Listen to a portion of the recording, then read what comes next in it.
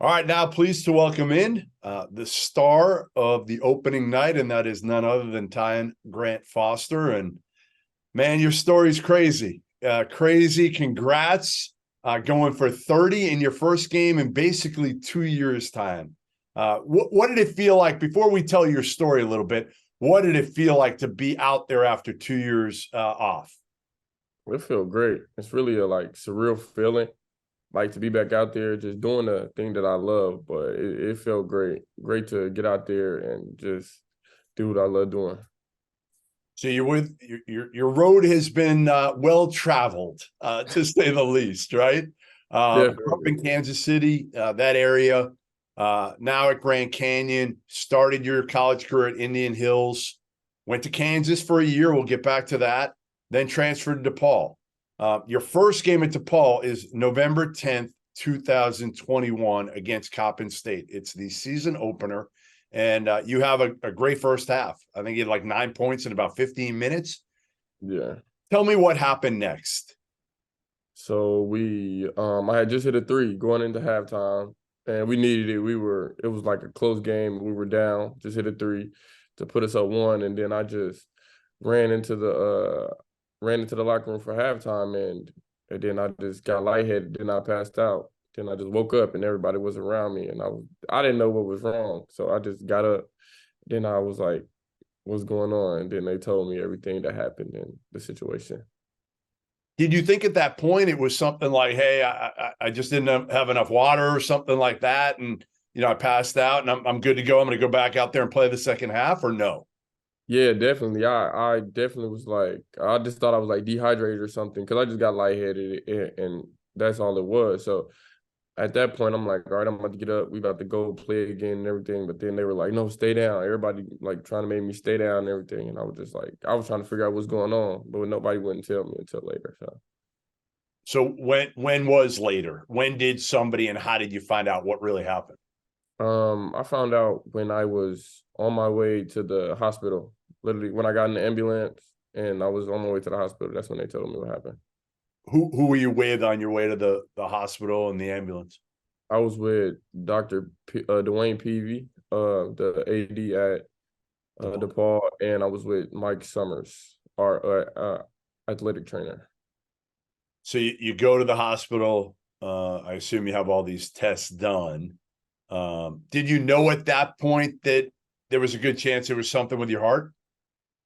Yeah, after they told me what happened, yeah, I definitely knew it was something that had to do with my heart. So it was like everything else was just out the window. So after all the tests and everything, that's when they confirmed it. So do you remember where you were, how you were kind of told, hey, listen, you may not ever play again? Yeah, I was. It was like I was in the hospital for like a week and a half, and then after all the tests had got done, they had told me it was a possibility that I probably couldn't play again, but they weren't sure. So you basically are a student then. You go back home, right? And you're taking classes online while trying to figure out exactly what you need to do to be able to hopefully play basketball again. What was that road like? What, kind of take me through what you're doing that year. I'm literally just waiting. I had to be patient. I couldn't because all I had to do was my schoolwork and everything. I couldn't work out. I couldn't do anything. The doctors told me not to do anything. So like at this point, I'm just waiting on my doctor's appointments, and like I didn't have no control over how long that took and everything. So I had to just be patient and wait it out.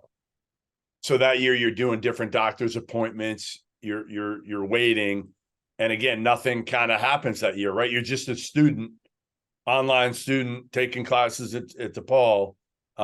Nothing else that whole year. Yeah, that was it. Just online at home taking classes.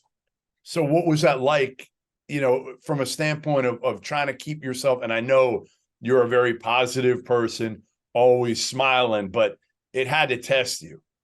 Nah, it definitely did. It definitely was hard, but just having the people around me just to keep me locked in, keep me focused, especially my mom. Like she is probably the most faithful person that I know, like she knew, she would always tell me, like, you're gonna be okay.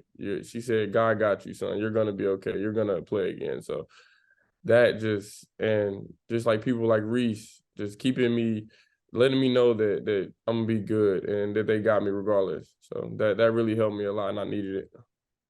All right, so you get through that year.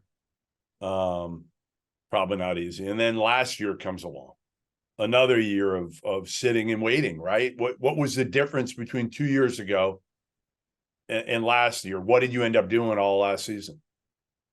I would say last year I had my little brothers were playing basketball. So like I had something to go do. I would go watch them play and all of that, and then go I wouldn't work out, but just watch them work out and stuff, and then help them get better at their game. So but it got a lot easier as well because I had positive feedback from my doctors. So this is at this point I'm starting to get positive feedback like, okay, this is looking good. This is looking good. And the tests that I'm doing, they're looking good. So it started to get a lot easier.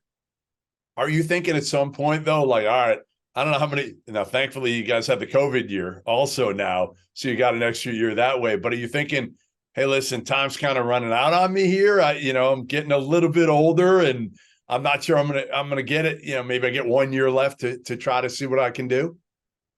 Yeah, but I really wasn't thinking too much on that part. I was just worried about getting back to playing and then getting back in playing shape. And then once I do get the opportunity, just play basketball the way I know I can play.